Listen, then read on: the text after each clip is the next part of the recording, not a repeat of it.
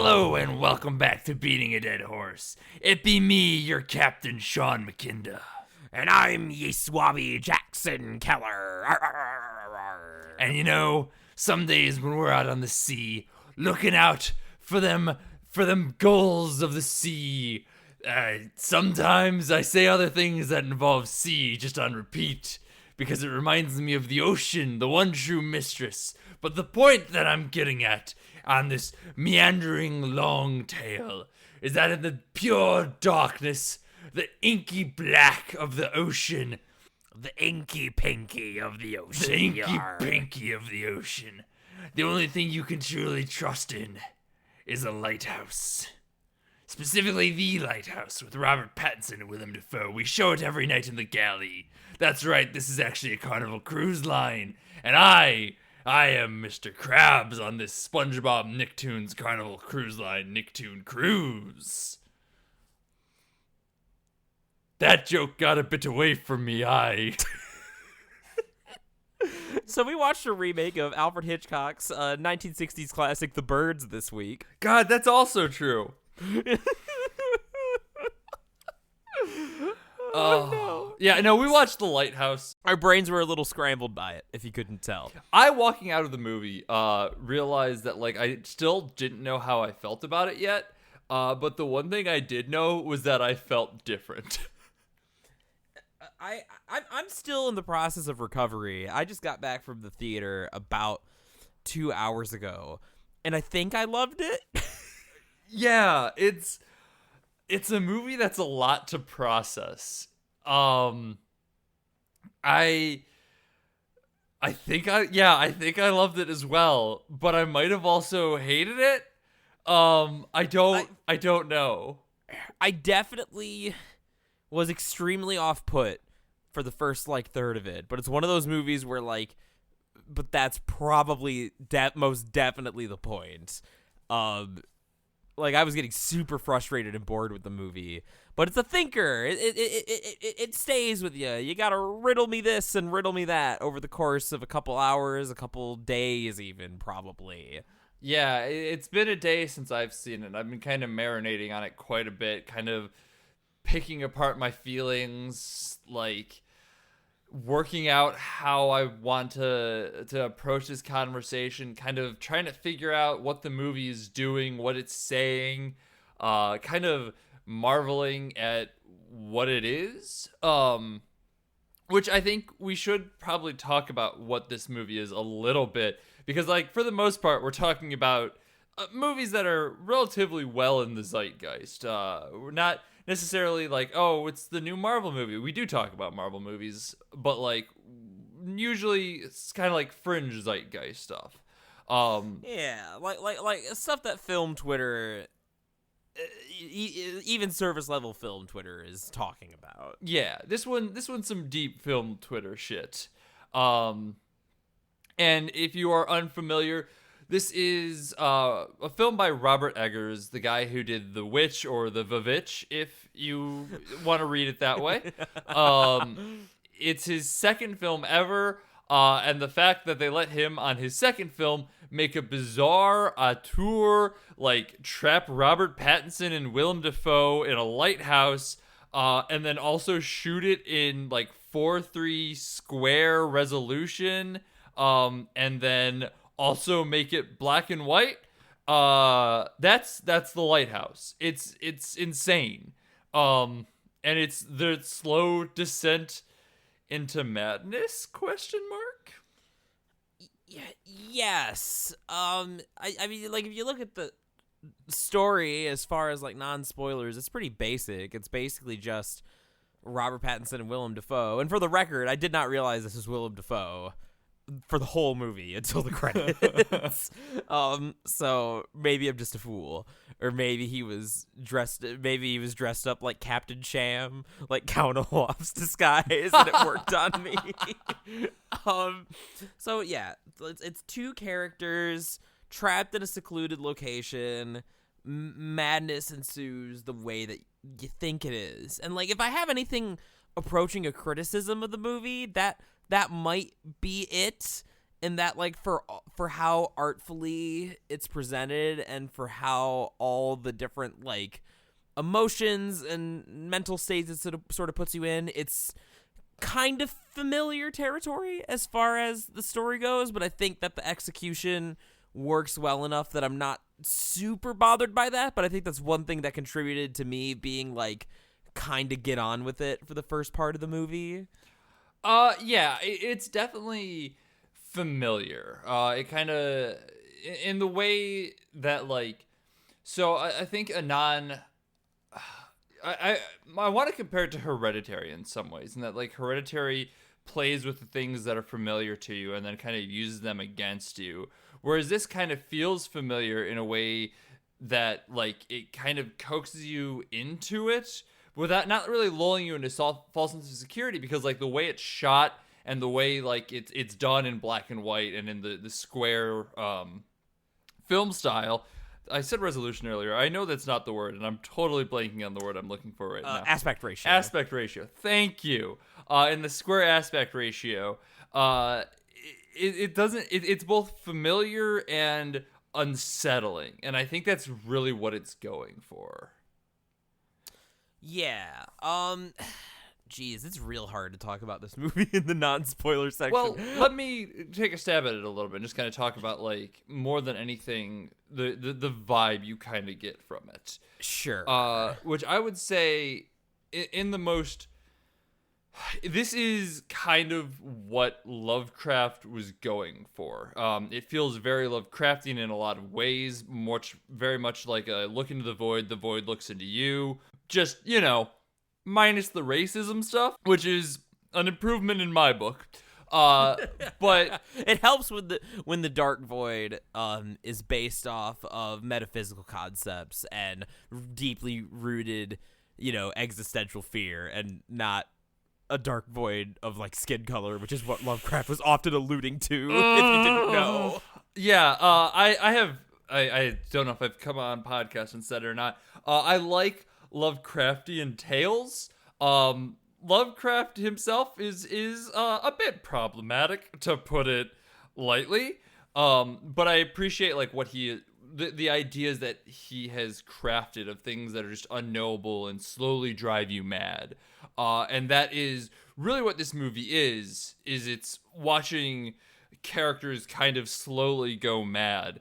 And I think that part of the reason why it's so effective is that you're not just watching the characters slowly go mad, you're kind of one of the characters slowly going mad. There's a pretty solid argument, actually. I'm saying, like, this is one of those realizations as I'm saying it, where you're clearly also kind of a character. And I can back this up, too, because there's multiple times where the characters turn and look directly into the camera, and it is some of the most upsetting film that I have ever seen. Like, they just turn and they're, like, silently staring at you, and you're just like, what did I do? What are you trying to say here? And I think, like, upon reflection, as I said, as I'm saying this, I'm realizing that, like, it is kind of like, think about yourself in this situation as well, because, like, the everything about it is unreliable, everything about it is unclear, everything about it is in constant flux. And, like, watch how this all, you know, plays out, and, like, can you trust yourself in this situation as well? And it's really effective in that regard. It's incredibly fascinating to watch. Yeah, this is a movie I'm often very skeptical of movies that try to treat the audience like a character, or play with the unreliable narrator, or say, what if Skeleton was you? You know, it reminds me of, like, video games that have a sanity meter. You know what I mean? Yeah, like a Dark Mirror or whatever that game was. Yeah. And so, a lot of movies I feel like are kind of ham-fisted about it. But this one was not, and I think that I can point to a few solidly grounded character and filmmaking techniques that make this a much more effective experience of that phenomenon. Even compared to something like Hereditary, I think there are comparisons to be made here, and that had a similar sort of vibe but I don't think it pulled it off nearly as well. Whereas here, like when I'm grappling with the themes and the ideas and sort of thinking about my position, like, you know, looking at the characters and identifying or not identifying with them, and like whose point of view is valid, and you know why are they doing the things that they're doing, like those are the sorts of things that I'm thinking about, where with that feeling of being displaced or like questioning basically everything about the movie, it comes across as a lot more genuine to me, because I think so much of it is rooted in character in a very I think that, without going too much into spoilers, like a very realistic, like the film feels like it's gaslighting you in real time. Oh my god, it 110,000% is. Yeah. Like early on, like this is not even a spoiler. There's at one part, like they're both the characters in it are smokers, and at one part, the captain, unsurprisingly, is smoking a pipe. Robert Pattinson's character is smoking a cigarette. And in the scene, it goes, Captain, pipe, Robert Pattinson, cigarette, cut back to Captain. Captain now has a cigarette, cut back to Robert Pattinson. Robert Pattinson now has the pipe. And that scene ends with the captain taking his pipe back from Robert Pattinson. And at no point does the switch occur on screen. Like, it's just very much like subtle things like that, where like the movie is like, do you really know what the fuck is happening here? Because they don't either.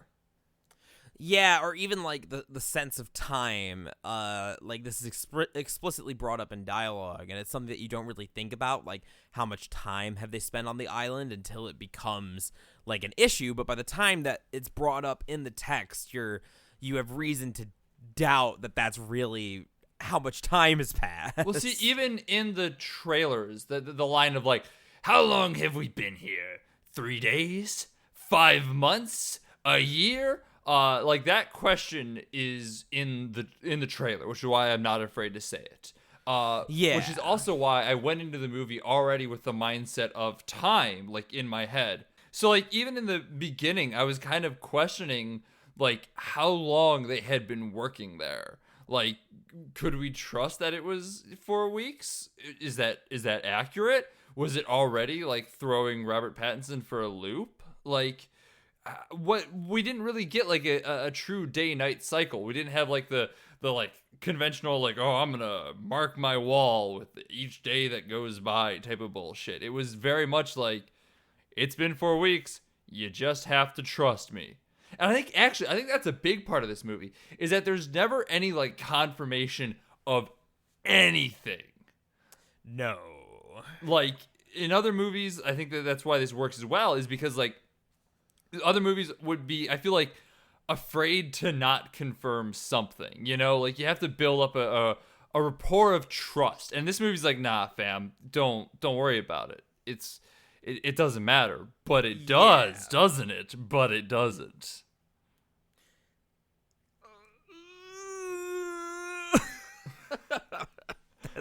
That noise is my review of the movie. I mean, that's honestly not a bad review of the movie.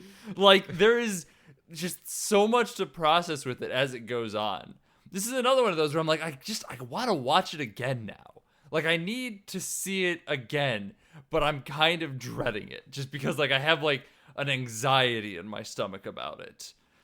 Yeah. This is one where for the rest of the evening I want to saddle up with my robe and pipe and spend some time going full English professor, which we're about to do here in spoilers. Don't you worry.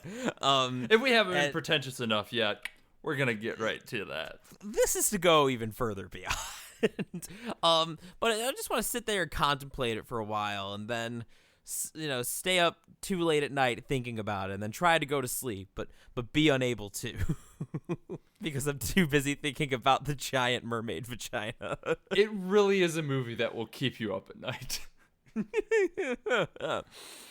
Oh, all right. Do you want to get into spoilers then? let's get into spoilers. I think we've danced around with generalities for quite long enough. I think so too. Well, before we do, as always, let's give you a heads up as to what we're talking about next week. And last week we said we were either going to do Jojo Rabbit or The Lighthouse. Well, guess what? We're going to give you an either or again because we're not sure what we're going to do yet either. We're going to watch Jojo Rabbit and Dr. Sleep this week, and we'll figure out what we want to do for that. Because they both look good. They're both things that we want to see. I mean, really, it's just a crying shame that all the good, interesting movies are coming out at the same time. Because we only have so much time. It's absolutely insane. We've had like months here where like, what the fuck do we talk about? And then we'll like pick weird things that like either are bad movies and we're just gonna go see them to laugh at them, or there's, you know, we're digging into the back catalog, waiting for like a good series of movies to hit. And November is fucking wild with movies. Like, just Parasite finally hit theaters this week, and that would be a great one to talk about for this, but there's too much else to talk about. It's really a tragedy that we couldn't have done this instead of like It Chapter 2. God, I would love to have done anything instead of It Chapter 2. Well, Let's play the hand that we got. Let's talk about The Lighthouse. All right. Well, before we get to armchair English major, I kind of want to just talk about like the stylings of the movie and like the effectiveness of it and why that effectiveness might actually be bad for it. Because like this is kind of where I was getting at with the movie and why I was kind of not sure how I felt about it. So let's start off with the setup. We'll get to the payoff of effectiveness at the end, like you do with payoff. That's how that works, right?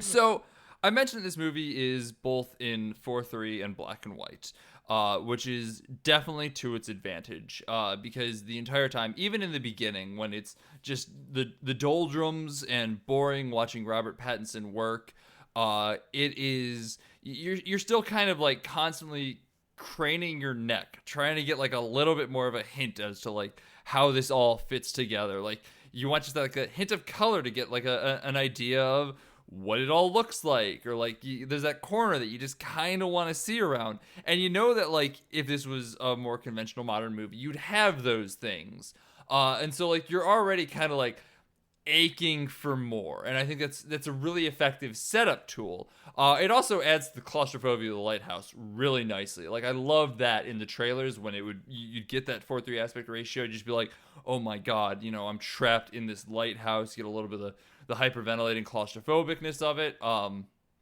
It's a little bit less, I felt, in the actual movie, when like it felt like it was more of a tool to get that urge to pull apart the screen and see the workings on it.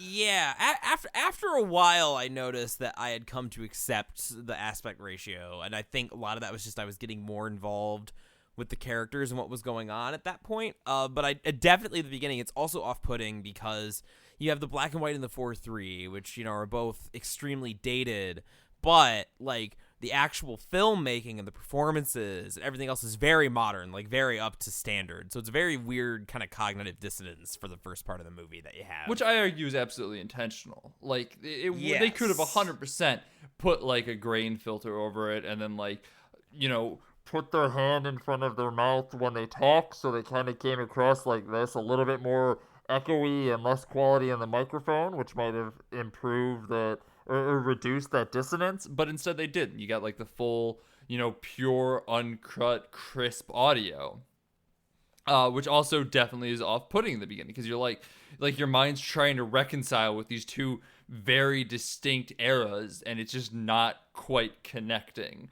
I would actually kind of say that it's kind of It Follows does something like that, where not as subtly, but also subtly in a very different way, in that like there are like it feels very 1950s, but there are things that are like futuristic even by today's standards. So like you're trying to your mind's struggling to put a time frame into the situation, and that is uncomfortable. Like your mind wants to find that comfort zone. So like watching this old movie with modern audio and visuals feels very uncomfortable, and your mind is reeling, trying to make sense of it, but it's just not. And so you're already immediately uncomfortable with the situation. Yes. And I think that it's a discomfort that I, like, as a viewer, just I kind of rejected it at first. I definitely, my prominent feeling, like, my arc with the movie was like, okay, kind of off-put by these elements, and then mostly, like, once the setup had kind of gotten underway, mostly just kind of bored with what was going on, because we do spend a lot of time in the doldrums, and then, like, we hit a certain point. It's around the time that Robert Pattinson is losing to a bird.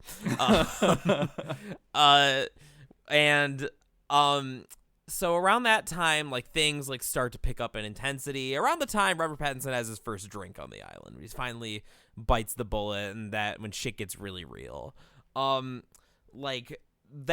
like, things get more intense, but, you know, on the other hand, like, I was so frustrated at the beginning of the movie, but I just sort of sat back and thinking about it. I'm like, well, hang on, like, in a bonus episode that we've done for Mafia 2, I advocated for a video game that's, instead of getting to the action like it did, spending 15 minutes making me work in a warehouse and making me feel the drudgery, and that's exactly what the movie is doing. So, you know, like, does the movie have me on, like, by dragging me around by the nose? Does it know what it's doing? And I mean, the answer is most certainly yes, because this was shit that I was all thinking about during the movie, when characters are confronting each other about these very things, about, like, drudgery and boredom and, like, entitlement and crazy making behavior. So it's really, really well done, but at the same time, like, oh my god, I could see people were, like, looking at me. I was getting so antsy. I was, like, physically, it didn't help that I was in one of those nice theaters with the reclining seats. I was, like, lying down and, like, tossing and turning, like, ah! Man, those reclining seat theaters drive me nuts. Like, on one hand, because, like, they let me get too comfortable. And, like, I'm like, okay, well, now I can look at my phone or something, right? Because I'm just, like, chilling at home. And, like, I'm like, I don't want that. So the most I will ever do, I will put the chairs back just a little bit, because I like to have my head angled back a smidge. But, like, I will not use the footrest, because as soon as I do that, I'm like, it's over for me. I'm done. I turn into Jabba the Hutt every time I go into one of those theaters, just surrounded by popcorn, my feet propped up. Bring me Solo and the Wookiee. Oh man, I'm turned into such a snob. Like, if I'm going to see anything, like, if I like this, I said I saw Parasite recently, I refuse to get popcorn. I'm like, if I'm doing this, I'm going full artsy fartsy cinema snob on this shit. I'm gonna make myself less comfortable for the sake of my art. Can't have these worldly pleasures detracting from the experience. Oh, I'm a monster. So yeah, like, what Jackson's saying is 100% right though. Is like, it's both incredibly boring but entirely intentional. It's meant to put you kind of at boredom, uneasiness, like a sense of just unrestfulness. I'm just making up words here because I know that there's a word I'm looking for and I'm just not finding it. So we're just gonna restlessness, roll right along. This is staying in the podcast too. Don't worry about it.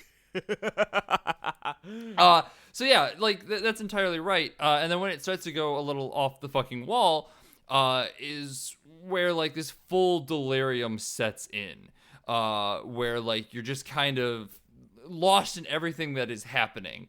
And I think the part that really highlights this is both Robert Pattinson and Willem Dafoe get, like, an incredible soliloquy, or equivalent of, because it's a long shot on them as they're screaming at the other person, and they're just, going on rants about, ye be stabbed by Poseidon's trident as your guts billow out, and your soul, everyone forgets about you. Your soul goes to the ocean, and soon you are just the ocean, and yada, yada, yada.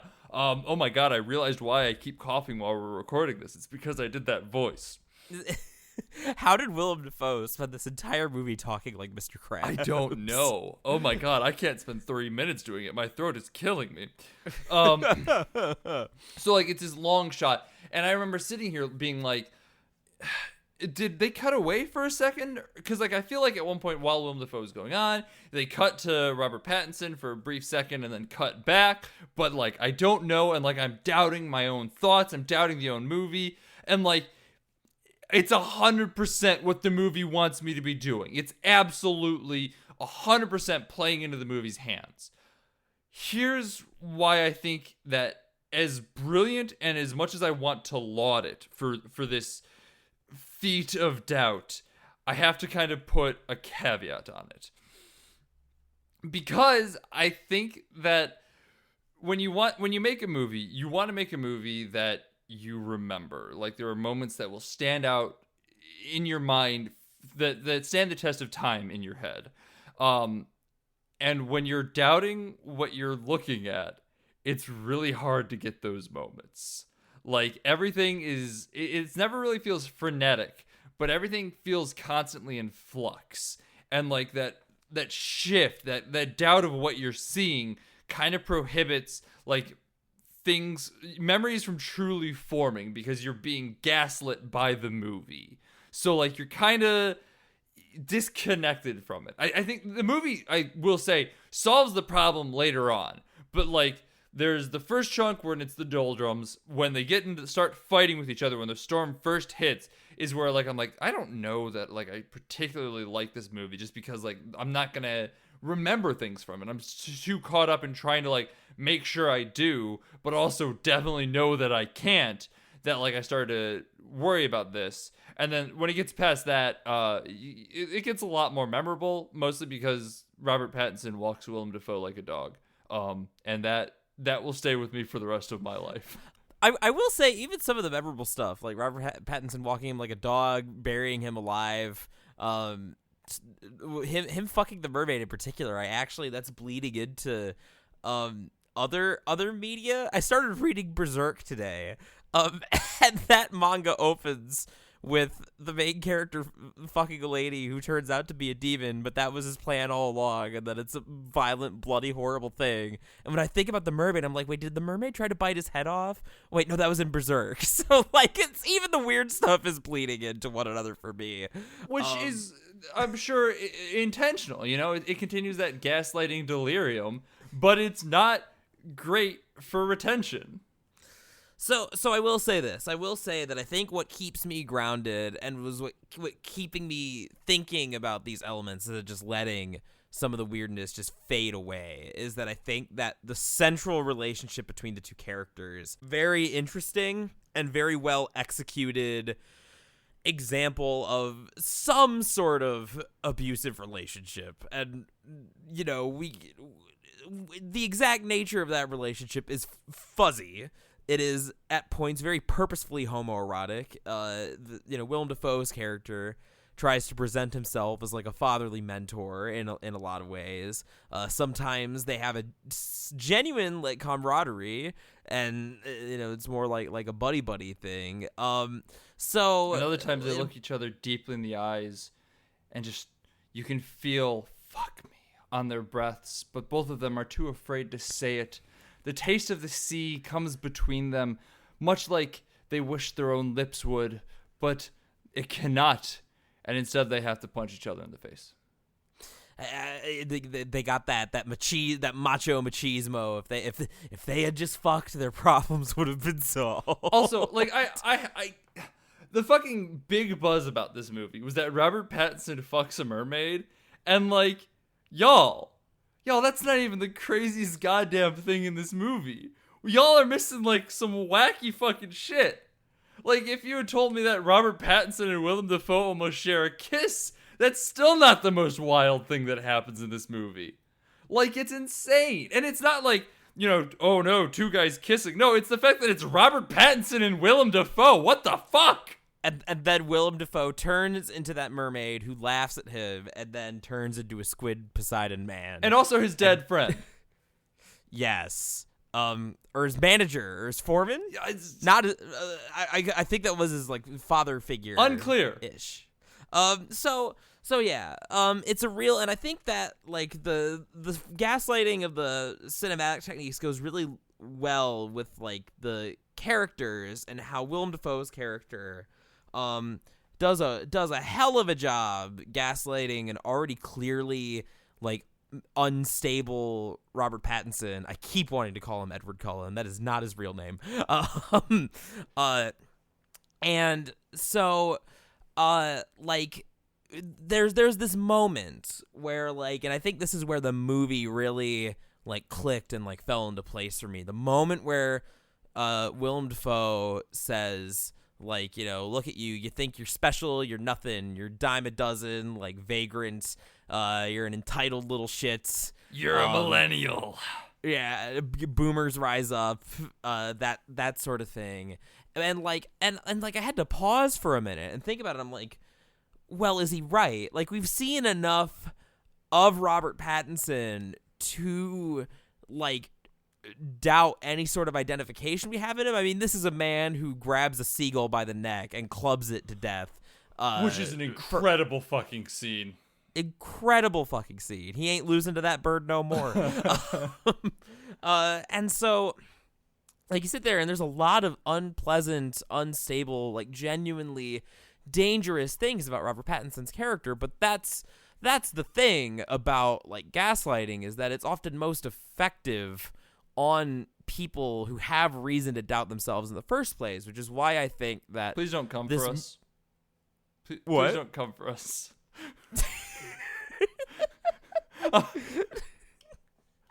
It's too late, Sean. They've already arrived. Wait, are you even real?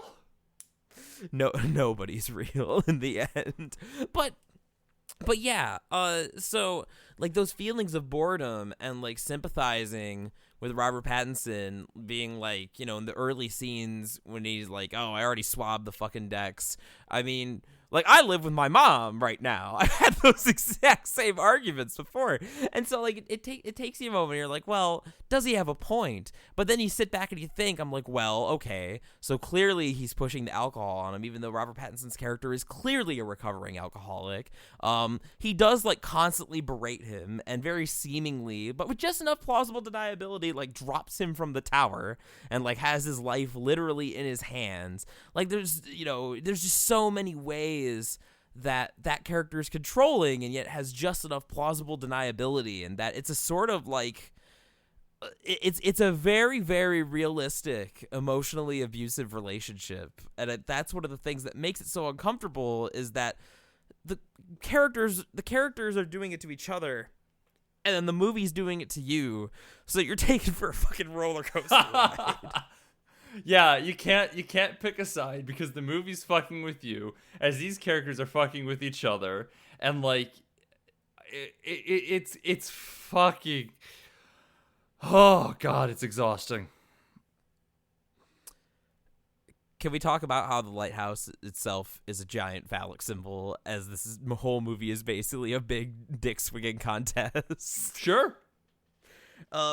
Because I think the other thing that made the movie really, really click for me, I really like that last scene where Robert Pattinson finally sees what's up in the lighthouse, because that was my great concern. I think one of the things like that made me uneasy about getting too invested in the movie was I'll call it hereditary syndrome, where there's some interesting psychological stuff going on, and then surprise, it was Bagul all along.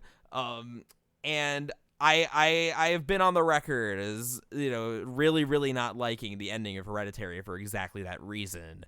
And so I was afraid they were doing it here, but what I really like is that we never see what Robert Pattinson sees. We only get that like Lovecraftian like breakdown where he screams and then sort of like tumbles down the stairs in a really like ineffectual, almost comical manner. There's a lot of weird like little comedy in this movie that's really great too. Like after Captain Ahab, Captain Sham is done screaming at Robert Pattinson, he just says, "All right, fine, I like your cooking." Yeah. Like, no, this like movie those sort is of surprisingly funny in moments. I mean, Willem Dafoe farts a lot. it's quite juvenile in some places, frankly. Oh yeah, but it's also somehow important to the movie. It really is. Like the fact that he calls him out like, "Oh, you're fucking farting," like at the end, like, God, really. I'm sorry. Their fucking tirades against each other are both so good. They're really, so really effective. goddamn good.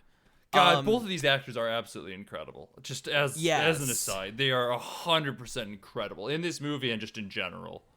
Yes. Robert Pattinson deserves way more than he got after the Twilight shit, and he is coming back with a vengeance to earn it. Yeah, he definitely is. I mean, Robert Pattinson like the new Leo? Maybe. I can see that.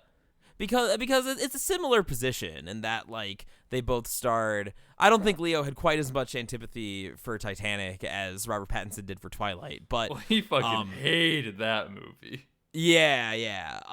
But it's still the same, and that like scene is like a shallow teen heartthrob boy, and kind of taking these serious, edgy roles, like climbing into respectability. Granted, the female lead from Twilight, oh god, what's her name? Kristen Stewart. Yeah, she's doing really well for herself now too. Like she's got some serious acting chops as well. I feel like that's pretty common. Like if you are famous for like one of those big budget YA movies. I mean, even looking at like Daniel Radcliffe, he's done a bunch of weird shit. He was a fart corpse in Swiss Army Man, and that's a great movie. Yeah. But anyways, I digress. I think that like that. Where he's like just like screaming into the void and the sound gets all distorted and he's just like looking at the lighthouse and like you never see what he sees, and I think that's the right call. Oh, it's because, like, absolutely. Just to jump in, you're talking about like dreading what the answer in there was gonna be. So I'm like, oh god, if this is gonna be something stupid, I'm gonna be so upset. Yeah, because I like the idea most that it was nothing. Yes. That it was really just a lighthouse, and that they were basically just like trying to, be big macho men over each other, and Robert Pattinson wants his like manly authority, and then he gets there and he realizes, well, fuck, this wasn't worth it. Shit, and he goes insane from the revelation that this thing that he's been coveting for so long, it really is just a fucking lighthouse, which is also incredibly Lovecraftian. Yes, and so I think like that's that moment. I think that would help me with the with the opening of the movie more, like appreciate it more, and I think this is why I would want to watch it again too, is because I think that there are two sort of plots and tropes that I hate more than anything in the world. One of them is Chappie, the other one is surprised it was ghosts all along.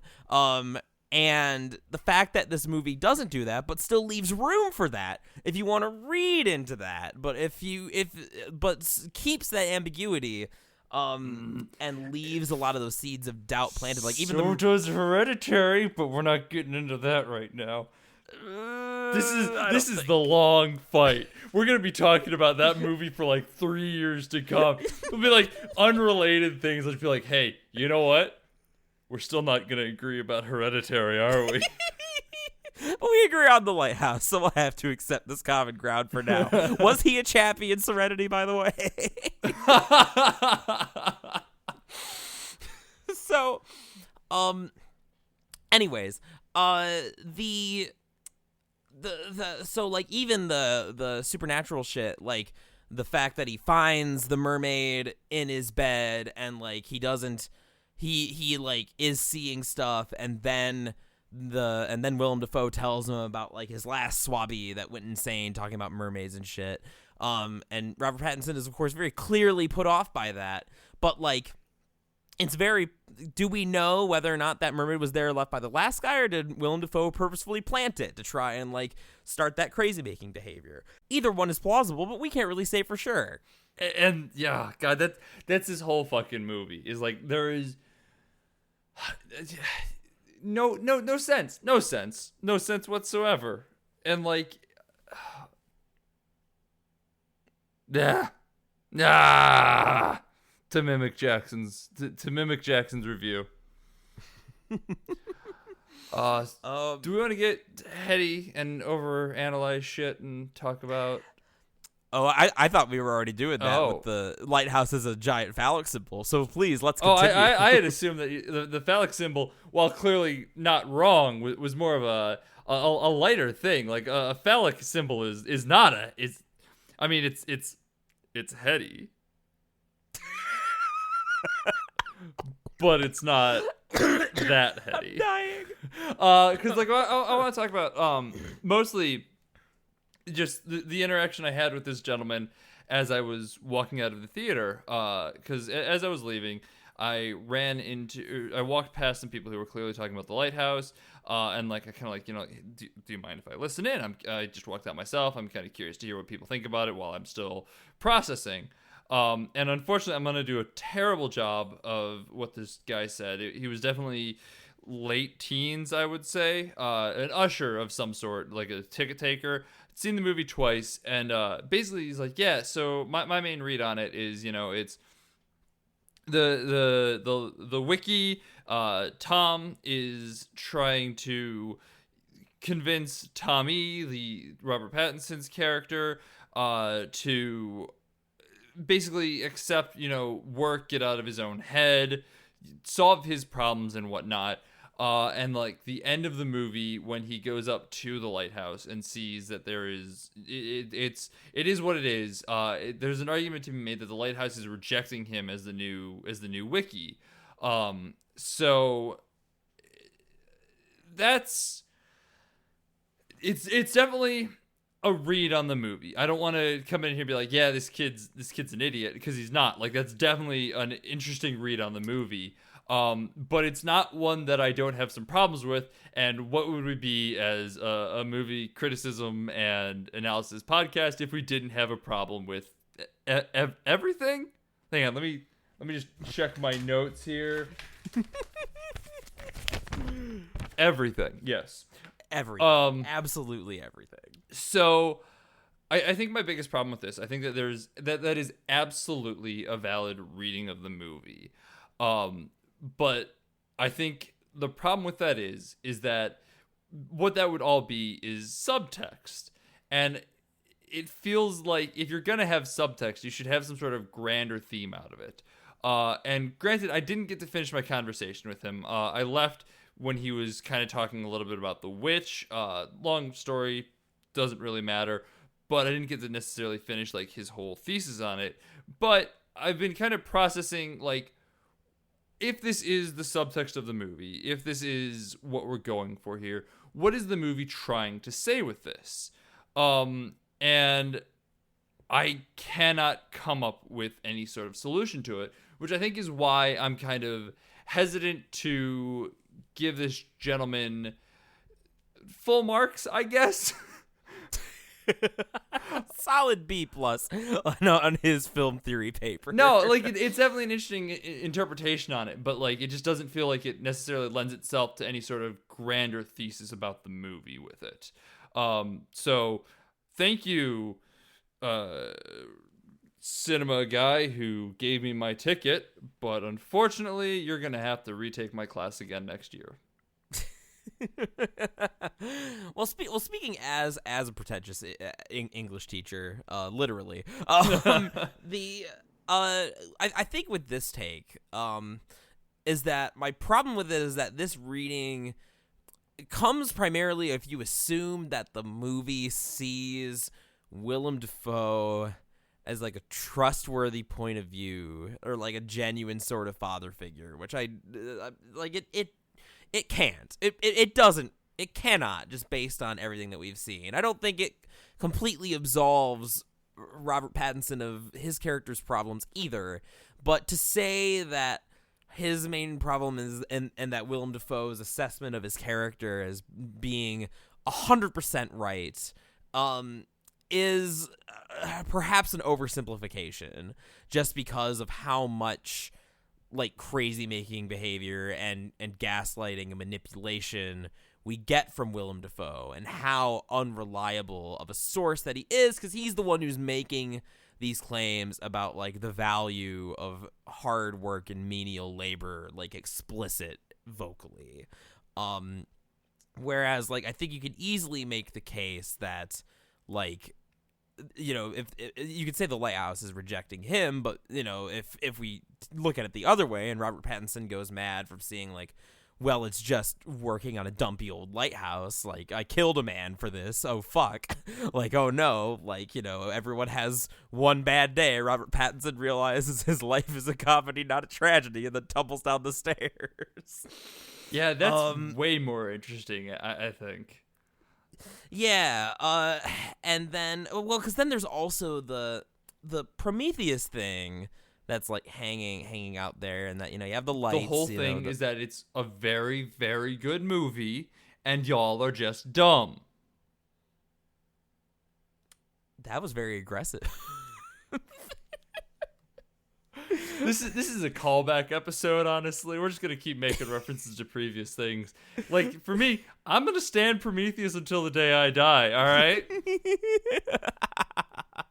So, not that Prometheus, but of course the Prometheus myth upon which it is based.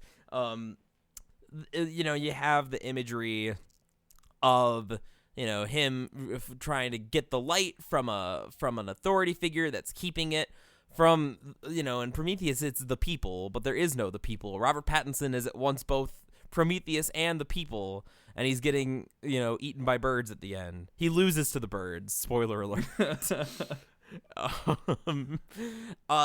And so that's kind of an interesting dichotomy. I mean, there's just a lot going on that I'm not comfortable making a definitive statement about anything. No, yeah, like every time you can, like, there's little snippets of things that feel like they could be trying to say something, but like they don't necessarily jive with the rest of the movie. Perfect example of this is we alluded to it a little bit when I mentioned, oh yeah, he's yelling about like his millennial attitude and whatnot. And like that whole scene, we both got this vibe from it. I was kind of worried that it was just me kind of over analyzing the scene. But like there's definitely like a lot of like millennial v okay boomer energy to it. Which is interesting, but it doesn't really extend past that scene. Yeah, and I think this is where like the issue of to what degree like can we consider Willem Dafoe's character be an attempted father figure? I mean, especially because Tommy, like how much is the film trying to position him as one? How much is the character trying to position himself as one? How much is Robert Pattinson's rejection of him based on him not actually being that versus him being like a poor father figure? Like those are the sort of weeds that I think would be more prominently cleared up on a second watch. Yeah. Here's a weird question for you. Just Sure. something that's been kind of bothering me since the beginning. How confident are you that his name is actually also Thomas? Not the Lightkeeper, but like... Right. Yeah. Right. Not super confident Okay, at all. cool. Because like I've been thinking about this a lot. I'm like, I don't know that he's actually another Tom. Like that doesn't seem to necessarily click for me, but I can't really put my finger on why other than just a distrust of everything in this movie. Yeah, and the fact that it's sometimes it feels like it's almost like Lightkeeper Tom already knows his past and is like trying to wheedle this particular story out of him for one reason or another. Trying to get him to spill his beans. Yeah, don't spill the beans. Like Bobby Hill sticking beans up his nose in the King of the Hill episode. Yeah. I'm not super confident about that. What is he? Because the way that he gets addressed is different. He starts off being called like boy and lad, and like that's clearly sort of making him like diminutive, like infantilizing him a little bit, and then he sort of asserts his dominance to be called Wilson? Something like that. Something like that. Watson, Wilson, some W name. And then when he reveals that's not actually his name, like he's a Tom, and then, Lightkeeper Tom insists like Tommy, like, and we're back to that. Well, no. He definitely says, call me Tommy. Oh, does he? Yeah, he does. But that might be a little bit of that playing into the infantilizing done by the Lightkeeper. Yeah. Like he's accepting his role as the Swabi, the subservient one. Huh. And now the remaining 10 minutes of the podcast are Jackson and I silent as we both slowly parse through our thoughts on this movie as we quietly reveal things to each other. We got thoughts, we got feelings. They're just hard to put into words because a lot of this movie is hard to put into words. Sometimes Robert Pattinson loses to a bird. Sometimes he brings a dog leash on Willem Dafoe. Oh my and God. makes him crawl through the grass. I like how. Go ahead. I was just gonna say I like how Willem Dafoe just takes it when he's burying him alive. Yeah. Well, I mean, like the play there is that like, you know, he comes back with the axe, but even then, I don't know that he actually comes back with the axe, right? Like, that doesn't make a lick of sense to me, because he was definitely, like, dead or almost dead, and the fact that he runs back, yanks the axe out of the table, and whacks Robert Pattinson with it so quickly, like, does Robert Pattinson actually dog walk him out there? Does that happen, or does, like, everything happens so quickly that, like, I doubt everything about this movie. Did Robert Pattinson, do you think that when he saw Tom as the mermaid, when he was like punching him, do you think he smooched him? Like, is that a thing that happened? I'm gonna say yes, just because I want that to be a thing that happened. Okay. Because that's the other thing that makes it weird. The like, again, like the roles are not so neat and tidy as like, you know, boss, you know, employee, father figure, son figure, you know, homoerotic, like lovers, bros. Like they're all kind of rolled in together. It's almost like Robert Pattinson's got an Oedipus complex where he wants to kill the father to get with the father figure. Like, it's weird. Yeah, that'd be. Oh man, that's an interesting read on the movie too. Huh. Gonna have to break that one down. But it's just so that we're not sitting here both suggesting things to each other, because like the problem here is that this one, like, we came in with a set number of ideas to talk about, both of us. And like now that we've kind of reached the end of that, we're both just kind of giving out new ideas and new reads on things for things that the other person is not prepared to talk about, and like will need to sit here for like 5 minutes unironically silent. So I'm gonna toss out something that is hopefully a relatively easier question to answer. Okay. The ending of the movie, he is clearly dead on some rocks. Is it the island, or do you think he was walking around after killing his buddy Wilson? Oh, God, it's not Wilson. What the fuck is his name? But yeah, do you think it's that, or do you think he actually made it to the island? Like, how much of this do you think is true? Is it delirium through and through, or is it delirium set in midway through his stay, his tenure? I want to say that I'm thinking it's the island. I'm thinking that I mean, there's enough in the beginning to make you call that into question, perhaps. But I think that's like a dream half remembered. You don't know how you got there. We're never seeing him boarding the ship. Yeah. And that nobody.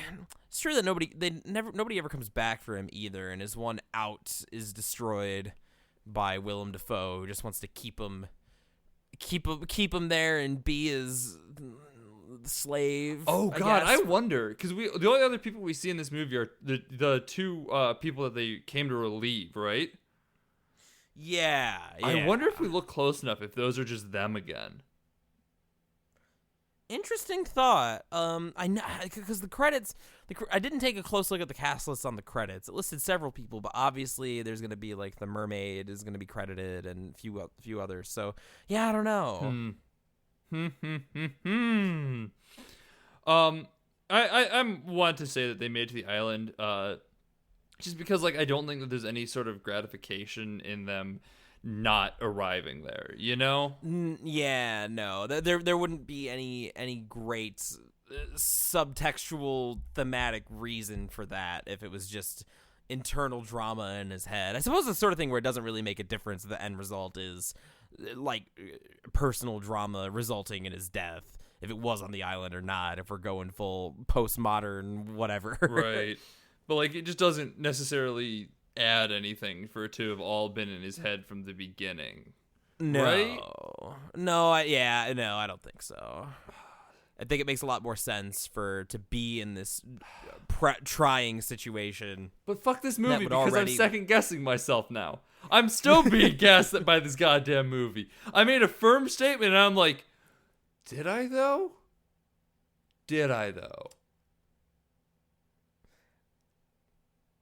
We'll never know. God damn it. I think I was Sean McKinda. I'm pretty sure you can find me at twitch.tv/helpless_Skippy, at Sean_McKinda on Twitter. You can find my writing over on 25yearslatersite.com. I think that sounds right? You got me. I might be Jackson Keller. He might stream at twitch.tv/JacksonJKeller on occasion, but maybe he never has. Jackson and Sean can be found on podcast at BADH_cast on Twitter. Podcast also on Discord, best way to reach us. You can talk to Jackson and Sean on Discord by becoming a member of our Patreon at patreon.com/BADHcast. Because the only thing I'm certain of is cold, hard cash, baby. Yeah, that's only at $1 a month. At $5 a month, you get access to our bonus episodes. All of them are just stone cold bangers. They fucking all rule. I'm not going to lie to you. And at $10 a month, you can suggest new bonus episodes for us. We have an episode coming out this month. We're not sure what we're doing yet. We're working on it. We'll get you something. Don't worry. But you also get a little bit of a little Here's your thank you so much, Julia, Travis, Autumn, and Summer. Y'all great. You keep the lights on, literally in the case of my mom, because I live in her house. And also, thanks to the Lords of the Highway for the use of our theme song. It is Suicide Altar to take off the album High Octane, Low Expectations. They're a wonderful band. You can find them wherever you find music, and you should support them in any way you can. So do that. Also, thanks to 25yearslatersite.com for the endorsement. We're like on their website, so if you want another way to get access to everything we do, you can go click on our link there. But while you're there, before you go get more of our great content, you should really take in their great content because, oh boy, do they have some great content. There's some really good stuff in there. They've got news, they've got reviews, they've got analysis, they've got, theories on everything. Video games, TV shows, wrestling, movies. You fucking think about it, they probably have it.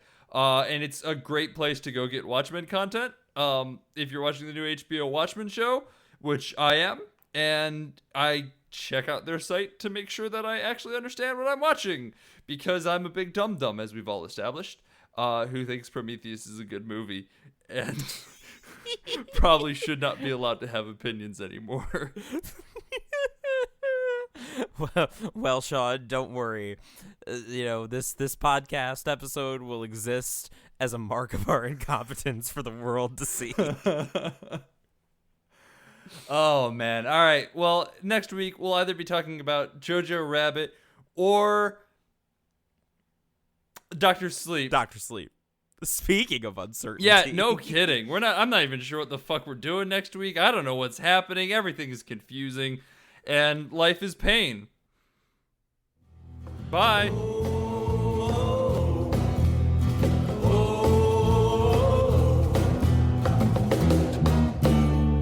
Don't you go into the ground.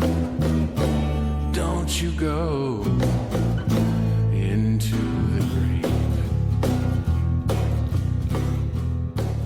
I'm very gassy today, and I am not happy about that. Well, you're just channeling that Willem Dafoe energy. Man, I'm gonna cut this, but I wish I didn't have to.